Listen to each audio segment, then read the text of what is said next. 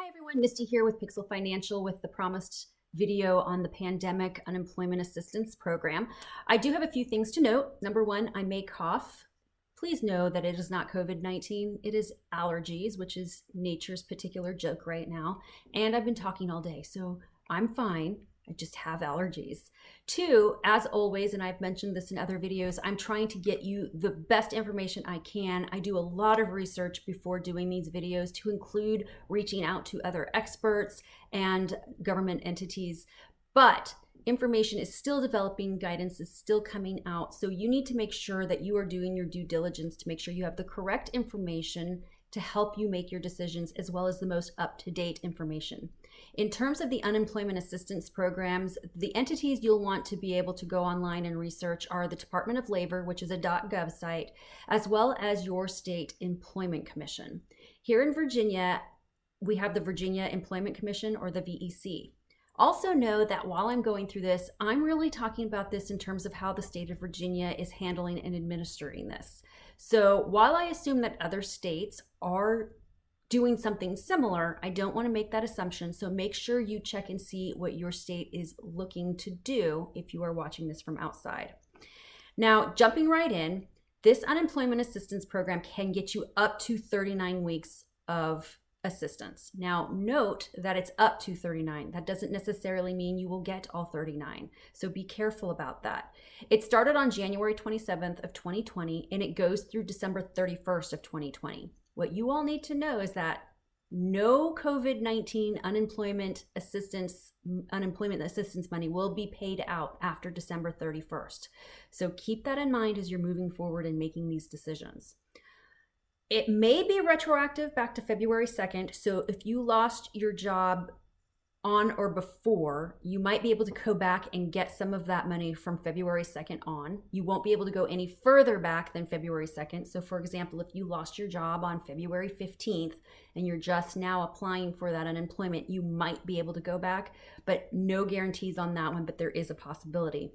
Now, people who are eligible to receive these benefits include individuals who have been diagnosed with COVID-19 or experiencing symptoms, if they have somebody in the household who has been diagnosed or experiencing symptoms, that they are caring for a family member or household member that has been diagnosed, a child or other person in the household for which the individual has primary caregiving responsibility is unable to attend school, care, or facility. So if you're in charge of taking care of a child or a sibling or a parent, and they typically go somewhere else during the day while you go to work, and that's just not an option anymore, then you are eligible to claim unemployment benefits. You are unable to go to work because of a quarantine imposed by the state or federal governments. You've been advised to self-quarantine. There are some doctors who are asking people to do it because they've either been exposed or could possibly be experiencing some symptoms.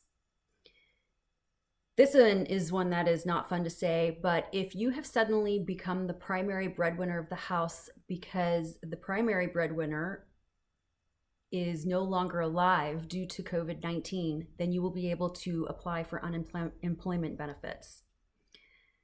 You quit your job as a direct result of COVID-19. Now, what that means is, again, if you go back to those previous reasons, you have a child who can no longer go to school, you've been diagnosed, or you're caring for somebody and you need to quit your job, that's what they mean as a direct reason, as a direct result of COVID-19. Another reason is your place of employment may have closed because of COVID-19, and that's been happening a lot. We've all seen that. Or your job was rescinded because of COVID-19. So prior to all of this, you may have received a job offer that you were going to start, but then the COVID-19 crisis occurred and that job was rescinded or it was taken back. So you are also eligible to apply for unemployment benefits. So there's a lot to this. And of course, people who are sole proprietors and independent contractors will now also be able to apply for unemployment as a result of COVID-19 related drops of income. So how does that work? Well, the entire process is really not that complicated. You go and you apply for unemployment. Everybody does if they go and need that assistance. Now, the difference is whether or not you will be able to be approved for the state portion of the unemployment. And know there are pretty much two parts to this. You're going to apply for COVID-19 unemployment assistance through your state.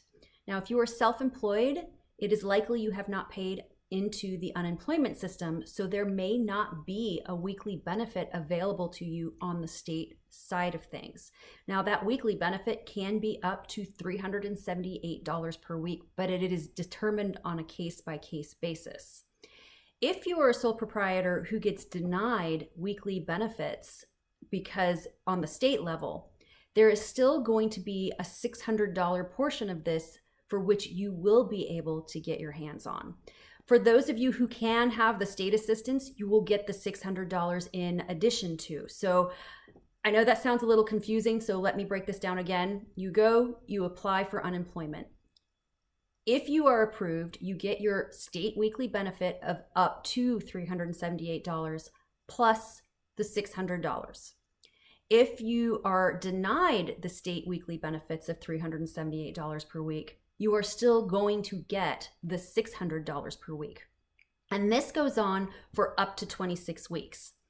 If after 26 weeks you are still unemployed as a result of COVID-19, the federal program is going to kick in and you're going to get an additional 13 weeks at $600 a week. So for those of you who are getting the $600 plus the weekly benefit from the state, after 26 weeks, the weekly benefit is going to go away, so you will actually go down to $600. For those of you who never had the state weekly benefit in the first place, it's status quo. So the 26 weeks plus the 13 weeks is up to 39 weeks is where they're getting those numbers. It's pretty straightforward. Remember, you need to go to your employment commission. For Virginia, that's Virginia Employment Commission, to apply for these benefits. Now, as I mentioned earlier, I was able to talk to somebody within the VEC to ask them some very important questions that employers have been asking me as well as employees. And there are just a lot of questions we can't answer right now that no one has received official guidance on. For example, the two primary questions I get are, well, what if we had to close our establishment down and I sent the employees home and they're all now getting unemployment? But I qualified for the Payroll Protection Program loan, the PPP, so now I have money to keep everybody on payroll. What do I do? And the answer is, we don't have any answers for you. There's no guidance yet.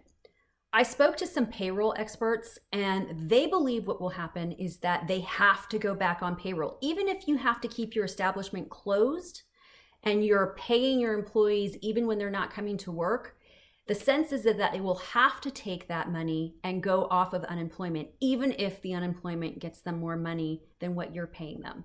If they don't do that, they risk losing their job and their unemployment benefits. But again, no official guidance on that yet. The second question is, okay, what if we get this PPP or the EIDL loans and we're able to open our business back up? We are essential personnel, so we're ready to go. But the employee says, no, I don't want to come to work because I'm afraid of COVID-19, which has been happening a lot lately. And again, we just don't know how those situations are going to be handled. Clearly, this bill was passed so quickly and there were so many things happening that there are big gaping holes that we're all looking to fill.